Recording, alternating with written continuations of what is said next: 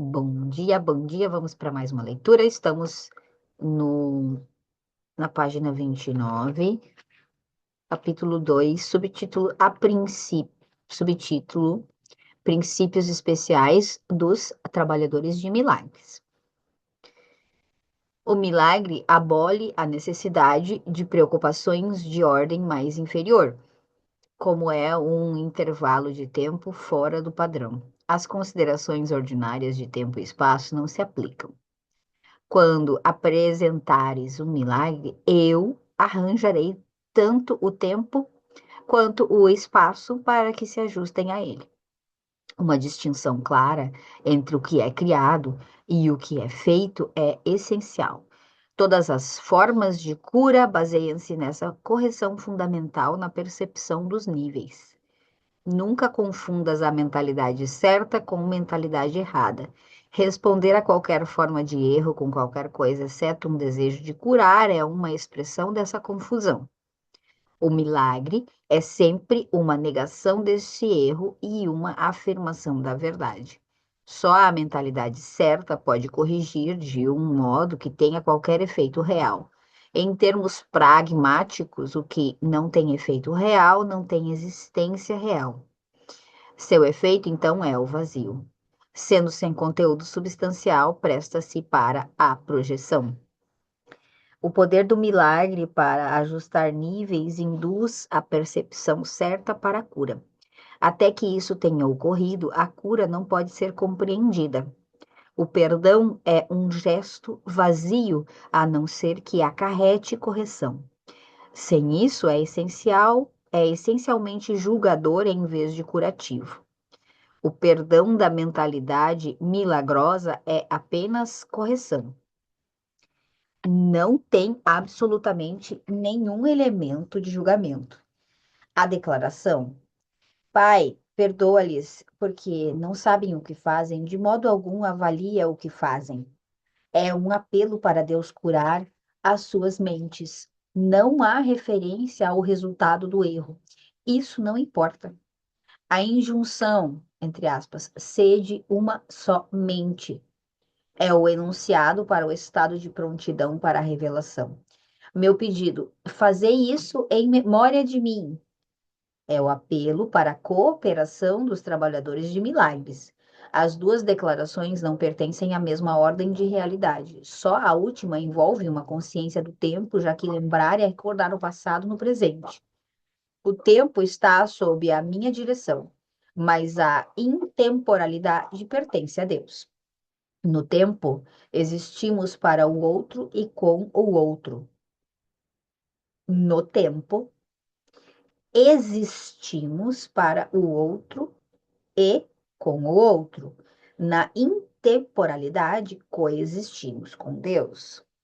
Podemos traduzir: estando encarnados dentro desse corpo, existimos para o outro e com o outro. Aos que deixam o corpo, estão na intemporalidade, coexistindo com Deus. Alô, Raquel, ouça isso. Tu podes fazer muito em favor da tua própria cura e da dos outros, se, em uma situação que necessite de ajuda, pensares deste modo. Dois pontos. O pensamento. Eu estou aqui só para ser verdadeiramente útil. Eu estou aqui para representar aquele que me enviou. Eu não tenho que me preocupar com o que dizer ou o que fazer, porque aquele que me enviou me dirigirá. Eu estou contente em estar onde quer que ele deseje, sabendo que ele vai comigo. Eu serei curado na medida em que eu permitir que ele me ensine a curar. Essa é o modo. E aí a gente passa para um novo subtítulo: Medo e conflito. Ficar com medo parece ser involuntário, algo além do próprio controle. Entretanto, eu já disse que só os atos construtivos devem ser involuntários. Meu controle pode ser encarregar de todas as coisas que não têm importância, enquanto minha orientação pode dirigir tudo o que tem.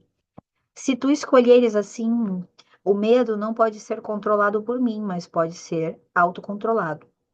O medo me impede de te dar o meu controle. A presença do medo mostra que fizeste com que pensamentos corporais subissem ao nível da mente. Isso os remove do meu controle e faz com que te sintas pessoalmente responsável por eles. Essa é uma confusão óbvia de níveis. Eu não fomento a confusão de níveis, mas tu tens de escolher corrigi-la. Não desculparias um comportamento insano da tua parte dizendo que não pudeste evitá-lo, porque serias condescendente com pensamentos insanos. Por que serias condescendente com pensamentos insanos? Há uma confusão aqui que farias bem em olhar com clareza. Tu podes acreditar que és responsável pelo que fazes, mas não pelo que pensas. A verdade é que és responsável pelo que pensas, porque é só nesse nível que pode exercitar a escolha. O que fazes vem do que pensas. O que fazes vem do que pensas. Tu não pode separar-te da verdade dando autonomia ao comportamento. Isso é automaticamente controlado por mim. Então, logo coloques o que pensas sobre a minha orientação. Sempre que sentes medo, é um sinal seguro de que permitiste que a tua mente criasse de forma equivocada e não me permitiste guiá-la.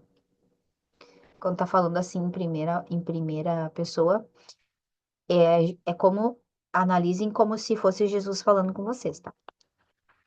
Então ele está dizendo, sempre que sentes medo é um sinal seguro de que permitiste que a tua mente criasse de forma equivocada e não me permitistes guiá-la, não permitiu que o Espírito Santo guiasse. Não faz sentido acreditar que controlar o resultado de um pensamento equivocado pode resultar na cura. Quando estás amedrontado, escolheste errado. Essa é a razão de sentir-te responsável por isso. Tens que mudar a tua mente, não teu comportamento. E isso é uma questão de disponibilidade. Ou então, de querer. Eu falei com a Raquel hoje de manhã. Você quer? Você, primeira coisa, queira. Tome decisão. Vou ler de novo. Não faz sentido acreditar que controlar o resultado de um pensamento equivocado pode resultar na cura. Quando está amedrontado, escolheste errado. Essa é a razão de sentir-te responsável por isso. Tens que mudar a tua mente, não teu comportamento, e isso é uma questão de disponibilidade. Tu não precisas de orientação, exceto ao nível da mente. O único lugar da correção é o nível onde a mudança é possível. A mudança nada significa ao nível de sintomas, onde não pode funcionar. A correção do medo é tua responsabilidade. Quando pedes a liberação do medo, estás deduzindo que não é. Deverias pedir, em vez disso, ajuda nas condições que trouxeram o medo. Essas condições sempre envolvem uma disponibilidade para estar separado. Nesse nível, podes evitar isso. Tu és, por demais, tolerante em relação às divagações da mente e condescendente com passividade às criações equivocadas da tua mente. O resultado particular não importa, mas o erro fundamental, sim. A correção é sempre a mesma. Antes de escolheres fazer qualquer coisa, pergunta a mim se a tua escolha está de acordo com a minha. Se está seguro disso, não haverá medo. O medo é sempre um sinal de tensão, surgindo todas as vezes em que o que queres conflita com o que fazes. Essa situação surge de duas maneiras. Primeiro, podes escolher fazer coisas conflitantes, seja simultaneamente ou sucessivamente. Isso produz um comportamento conflitante que te é intolerável, porque a parte da mente que quer fazer uma outra coisa é ultrajada. Segundo, podes comportar-te como pessoas que deverias, mas sem quereres inteiramente fazê-lo. Isso produz um comportamento consistente, mas acarreta grande tensão. Nos dois casos, a mente e o comportamento estão em desacordo, resultando em uma situação na qual tu estás fazendo o que não queres totalmente fazer. Isso faz surgir um senso de coerção que usualmente produz fúria, e a projeção está propensa a vir em seguida. Sempre que há medo, é porque ainda não escolheste em tua mente, portanto, a tua mente está dividida e o teu comportamento inevitavelmente venha a ser errático. A correção ao nível do comportamento pode deslocar o erro do primeiro para o segundo tipo, mas não obliterará o medo. É possível alcançar um estado no qual trazes a tua mente para a minha orientação sem esforço consciente. Mas isso implica em uma disponibilidade que ainda não desenvolveste. O Espírito Santo não pode pedir mais do que aquilo que estás disposto a fazer. A força para fazer vem da tua decisão não dividida. Não há tensão em fazer a vontade de Deus tão logo reconheças que ela é também a tua.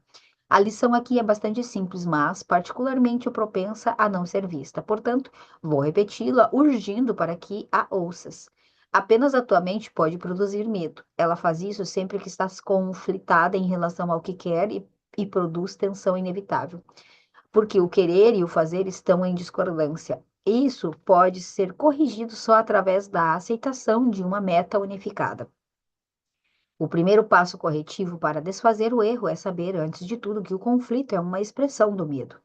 Dize a ti mesmo que, de alguma forma, tens que ter escolhido não amar, ou o medo não poderia ter surgido. Interessante. Então, todo o processo corretivo passa a ser nada mais do que uma espécie de passos pragmáticos no processo mais amplo de aceitar a expiação como o remédio. Esses passos podem ser resumidos desta forma. Primeiro, é preciso que saibas que isso é medo.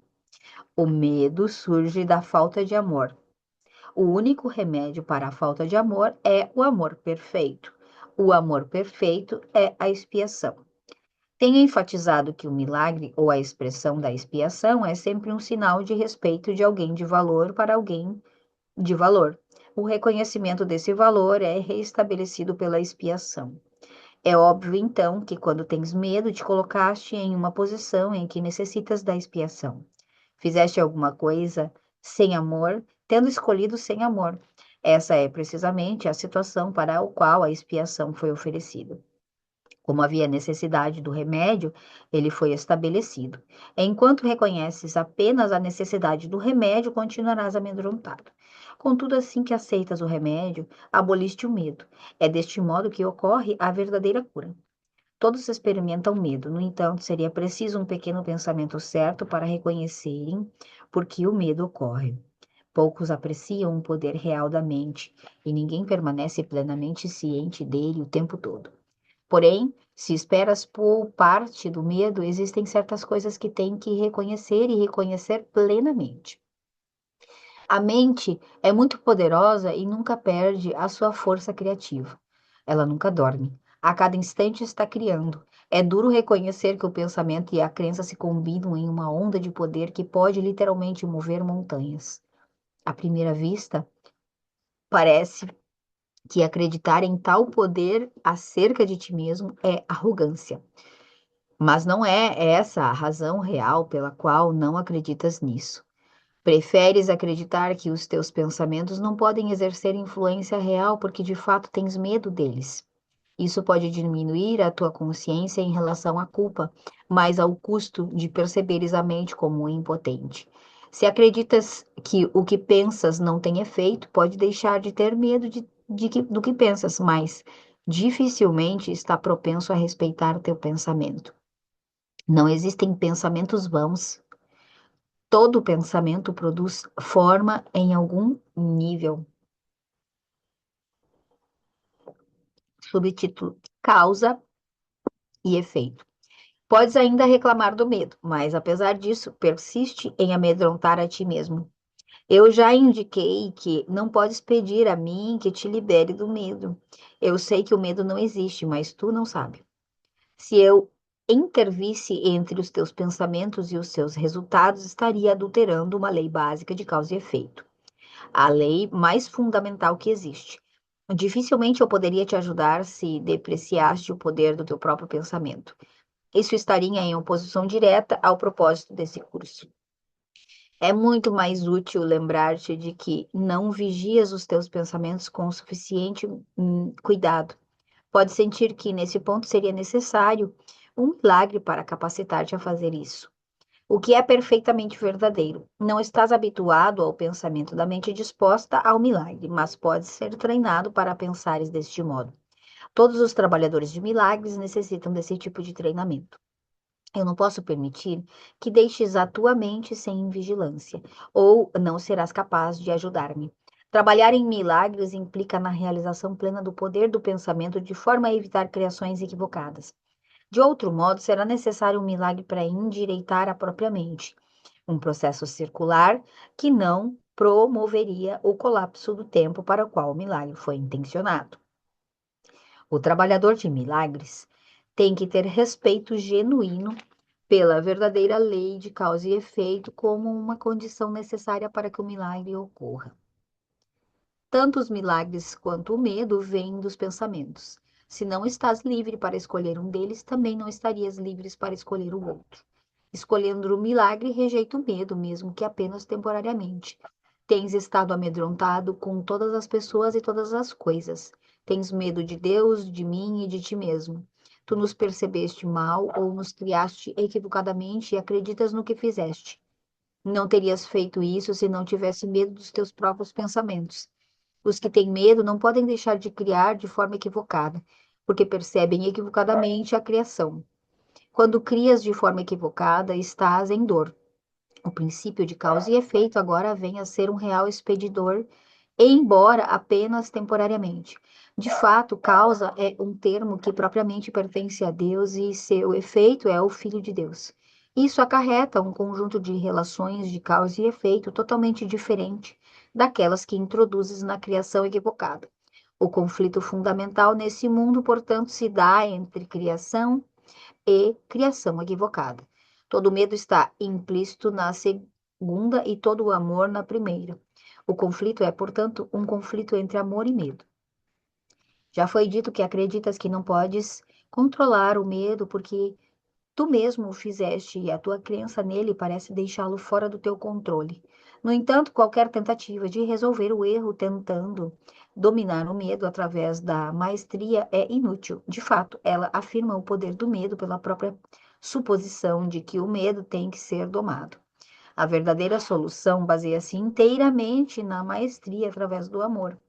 Nesse interim, contudo, o senso de conflito é inevitável, já que te colocaste em uma posição na qual acreditas no poder do que não existe. Nada e tudo não podem coexistir. Acreditar em um é negar o outro. O medo, na realidade, é nada e o amor é tudo. Sempre que a luz penetra na escuridão, a escuridão é abolida. O que acreditas é verdadeiro para ti. Nesse sentido, a separação ocorreu, e negá-la é meramente usar a negação de maneira imprópria. Porém, concentrar-te no erro é apenas mais um erro.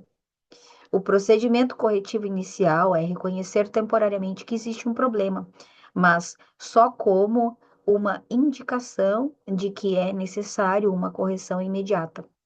Isso estabelece um estado na mente no qual a expiação pode ser aceita sem adiamento. Contudo, deve-se enfatizar que, em última instância, nenhuma transigência é possível entre tudo e nada. O tempo é essencialmente um instrumento através do qual pode-se desistir de toda transigência a esse respeito. Ele apenas parece ser abolido por etapas, porque o tempo em si mesmo envolve intervalos que não existem. A criação equivocada fez com que isso fosse necessário como medida corretiva.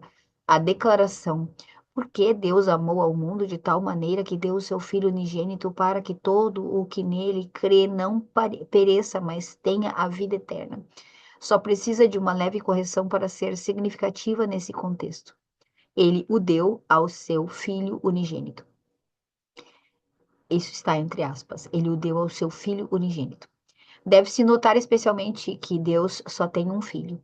Se todas as suas criações são seus filhos, cada um tem que ser uma parte integral de toda a filiação. A filiação, em sua unicidade, transcende a soma de suas partes. Todavia, isso fica obscuro enquanto qualquer uma de suas partes está faltando. É por isso que, em última instância, o conflito não pode ser resolvido até que todas as partes da filiação tenham retornado. Só então pode o significado integridade em seu verdadeiro sentido ser compreendido. Qualquer parte da filiação pode acreditar no erro ou é incompleto, se assim escolher. Todavia, se o faz, está acreditando na existência do nada. A correção desse erro é a expiação. Já falei brevemente sobre a prontidão, mas alguns pontos adicionais podem ser úteis aqui. A prontidão é apenas o pré-requisito para a realização.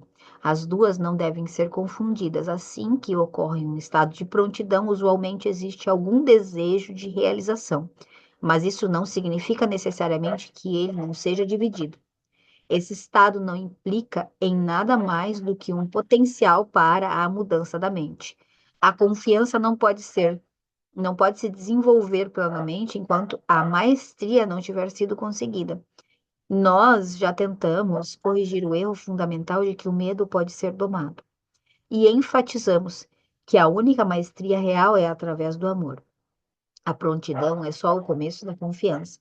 Podes pensar que isso implique na necessidade de uma enorme quantidade de tempo entre a prontidão e a maestria, mas permita-me lembrar-te de que o tempo e o espaço estão sobre o meu controle. Subtítulo: O significado do juízo final. Um dos caminhos pelo qual podes corrigir a confusão entre mágica e milagre é lembrar-te de que não criaste a ti mesmo. Estás apto a esquecer isso quando vens a ser egocêntrico. E isso te coloca em uma posição na qual a crença na mágica é virtualmente inevitável. A tua vontade de criar te foi dada pelo teu Criador, que estava expressando a mesma vontade na sua criação. Como a capacidade criativa reside na mente, tudo o que crias não pode deixar de ser uma questão de vontade. Daí também decorre que qualquer coisa que faças sozinho é real no teu modo próprio de ver, embora não na mente de Deus. Essa distinção básica conduz diretamente ao real significado do juízo final. O juízo final é uma das ideias mais ameaçadoras no teu pensamento. Isso é assim porque não a compreendes. O julgamento não é um atributo de Deus. Veio a ser só depois da separação, quando tornou-se um dos muitos instrumentos de aprendizado a ser anexado ao plano geral. Assim como a separação ocorreu no decurso de milhões de anos, o juízo final vai se estender por um período similarmente longo e talvez até mais longo. A sua duração, porém, pode ser muito reduzida pelos milagres, o instrumento que encurta, mas não abole o tempo. Se um número suficiente de pessoas vem a ter, na verdade, a mentalidade milagrosa, esse processo de encurtamento pode ser praticamente imensurável.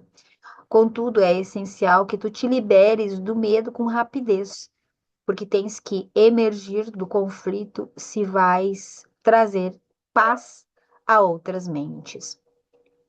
Em geral, se considera o juízo final como um procedimento empreendido por Deus. De fato, será empreendido por meus irmãos com a minha ajuda. É uma cura final ao invés de um acerto punitivo. Por mais que possas pensar que a punição é merecida, a punição é um conceito totalmente oposto à mentalidade certa e o objetivo do juízo final é restaurar em ti essa mesma mentalidade. O juízo final poderia ser chamado de um processo de avaliação certa. Simplesmente significa que todas as pessoas finalmente virão a compreender o que tem valor e o que não tem. Depois disso, a capacidade de escolher pode ser dirigida racionalmente, até que essa distinção seja feita. Porém, as oscilações entre a vontade livre e a vontade aprisionada não podem, senão, continuar. O primeiro passo para a liberdade envolve uma seleção entre o falso e o verdadeiro. Esse é um processo de separação no sentido construtivo e reflete o verdadeiro significado do Apocalipse. Em última instância, todos olharão para suas próprias criações e escolherão preservar somente o que é bom, assim como o próprio Deus olhou para o que ele criou e soube que era bom. Nesse ponto, a mente pode começar a olhar com amor para as suas próprias criações devido ao seu valor. Ao mesmo tempo, a mente irá inevitavelmente repudiar suas criações equivocadas, as quais, sem crença, não mais existirão. A expressão juízo final é assustadora não só porque foi projetada para Deus, mas também por causa das associações entre final e morte.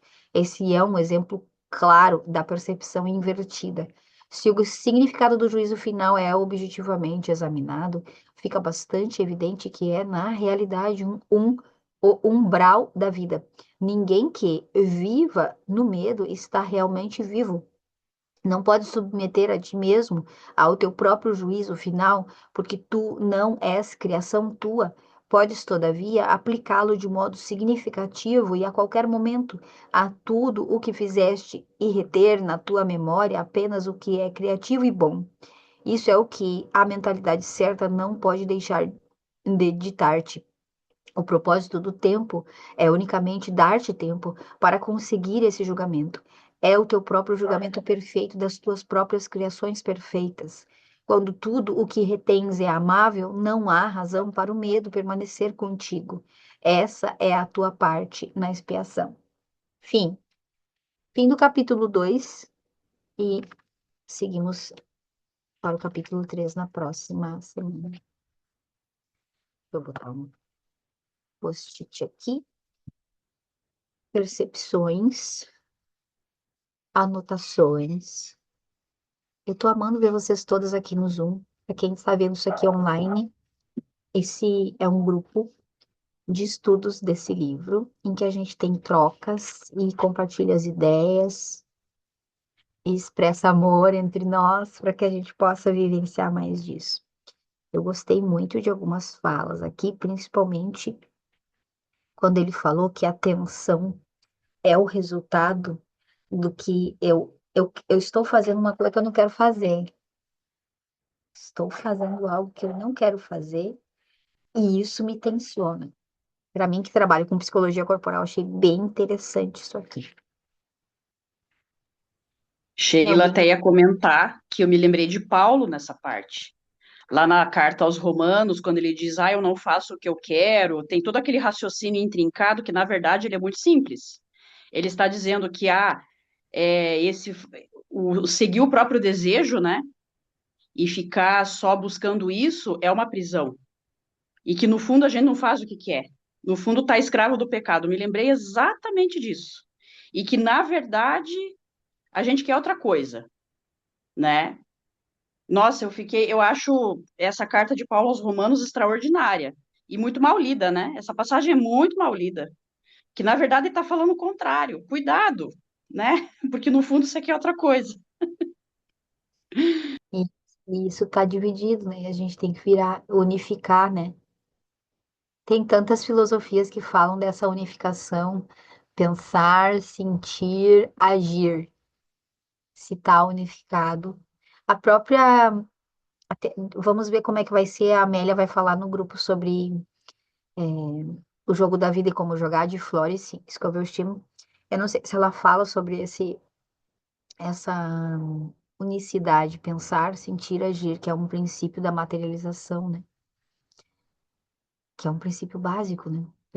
Pensamento tem que estar alinhado com a sensação e com a ação. Que quando não tá, gera tensão, né? Achei fantástico. Muito bom.